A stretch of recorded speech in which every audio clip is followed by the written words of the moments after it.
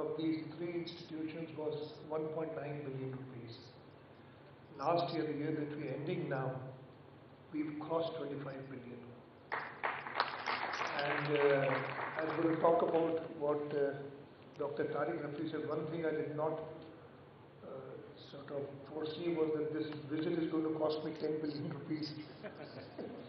I got this summary yesterday and I'm still thinking about it. You know, obviously the government of Sindh has been supporting higher education, has been supporting the universities and will continue to do so.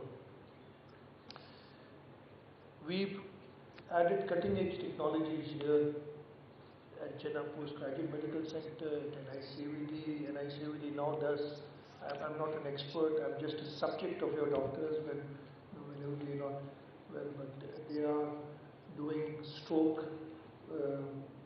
procedures which nobody else is doing in Pakistan. At JPMC, the radiology center that we have, we've got the cyberknife, tomotherapy, and other modern machinery that we're using here. And apart from this, these are the three hospitals here. I can go on and talk about what the government of Sindh, and I'm very proud of it, that's why I like to talk about it, what government of Sindh has done in especially the tertiary healthcare in this province. Talk about SIUT, talk about the Government Institute of Medical Sciences. They're all very success stories, and our resolve is to take them even further. Coming to the topic today, this was the last century, long time ago.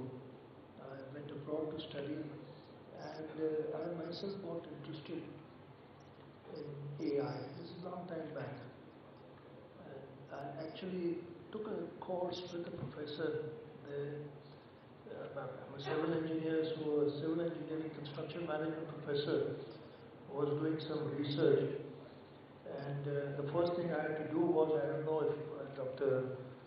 Masood Javed would know this, I'm talking about the last century, so this is technology of almost half a century ago.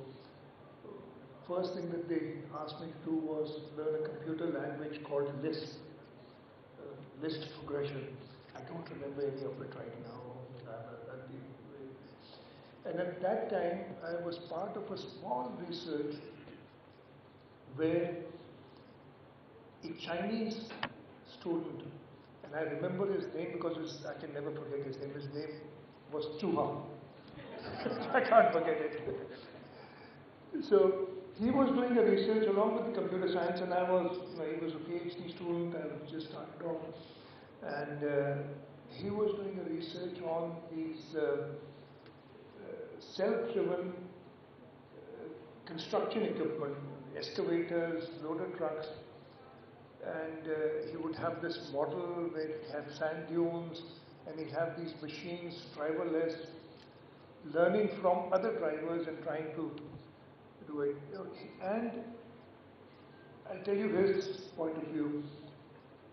A couple of months down the line, he suddenly said, I'm not going to do this project. And he told the professor that, sorry, I'm not going to do this project anymore. I said, why? He said, you're going to put so many workers out of business, out of work. And China has a population of 1 billion at that time, if I believe, 1.1 billion, and all our workers are going to be out of business. So that was one scare that he had. But then obviously you have to keep up with technological advancements, you have to learn.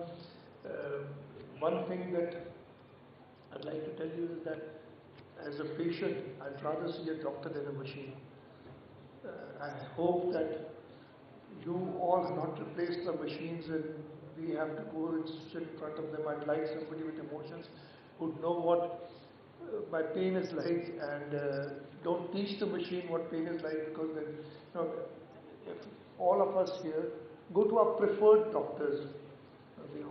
All doctors are very good when you go to a preferred doctor because you like, even if he doesn't treat you properly, but his attitude towards the patient matters. So I hope that is there. So with that, I've just very briefly went around what the students have done. Very, very impressive. I congratulate all the students for the excellent work that they're doing here. As Dr. Professor Dr. Shah said, we have increased the number of postgraduates from 400 to more than doubled them in the last few years. And just a word of caution, the postgraduates that are working here, we've had problems with them in the past. Please, doctors are not supposed to, doctors are supposed to be people who, you'd only go to a doctor when you're in pain. So you have to have your patients or the people who come to you recognize that they're in pain and work accordingly. But the excellent work that is being done here at the JPMC and the other universities in the province of Sindh, we're very, very proud of it. And inshallah, we'll work with the JPMC, with other educational institutions to promote research, to promote modern technology coming into the medical profession. And what are we doing here? I've got Dr. Tariq Memo sitting right here, and we've been working with the Patient Aid Foundation for a very long time, and this is an excellent example of public-private partnership. And I'll acknowledge that they were the ones who took the lead, and we followed, and we were trying to match their pace. It is difficult, but I think we've been fairly successful till now. What we've been doing at the JPMC along with the Patient Aid Foundation is that we've engaged a world-renowned company, Bexera, for installation of PACS and artificial intelligence system at JPMC. They are going to install the same system that is installed at the Johns Hopkins Hospital and the Harvard Medical School. Inshallah, JPMC will be the first public sector hospital to have artificial intelligence, which will not only improve the patient care, but also provide the access to data for research and to develop our own protocols for different diseases. And I've been told, things are very difficult to believe, but I'm sure very credible people are telling me this. So we, in the province of Sindh, it will be the first time outside the United States of America that advanced AI technology will be deployed to make predictive algorithm-based and trained on local Pakistani population and disease patterns. So the actual subjects will be local Pakistani patients, and because genetics, I'm not an expert, but obviously we have different diseases than the ones in the West, and there are different treatments for us, and we need to learn from our own patients and learn from our own process of diseases that we have in this country. Inshallah, after the JPMC, we'll have AI models in other institutes also, and I encourage all institutes in the province to come forward and give proposals to the provincial government to use this modern technology, because we can't be left behind. Obviously, I've made certain observations regarding what we should not be doing in the future. This is my view, maybe completely wrong, not an expert. You doctors, you researchers are the ones who will lead us, and I assure you that the government of Sindh will provide you with the utmost support under the constraints that we have. One last thing, as Dr. Tariq Rafi pointed out, I'd want to say this. A couple of days ago, 3 or 4 days ago, we've learned suddenly that the federal government is stopping. I know the federal government is under a financial crunch. We are under the financial crunch. We've got problems. But we can't, and this is what had happened in 2012 also, and I'll tell you about that story too. I'll just go to 2012 first. In 2012, at that time, I was the provincial finance minister. We made a budget. At that time, even 1.9 billion rupees was a lot of money. We made a budget and set funds for these 3 hospitals in Karachi, the NICVD, the JPMC and the NICH. And the finance secretary came to me, I remember it was the 6th or 7th of July, saying that we have a whole of, I don't remember the exact amount, but it should be around this 1.9 billion or 2 billion rupees that we have to fill it, because they've not left it, these hospitals don't have any money and they can't function. The Chief Minister then was very kind. We took it to him, the Health Department and the Finance Department, and he approved this additional 2 billion rupees outside budget. Normally, outside budget allocation not done in the first week of the financial year. We had to do it. And this time around again, they've given us some advance notice. But again, the almost 12 billion is what they were giving the Sindh hospital. This is in addition to the 32 billion that the HEC has recommended for the universities, because they took into account the 11 billion rupees that were coming from the federal government.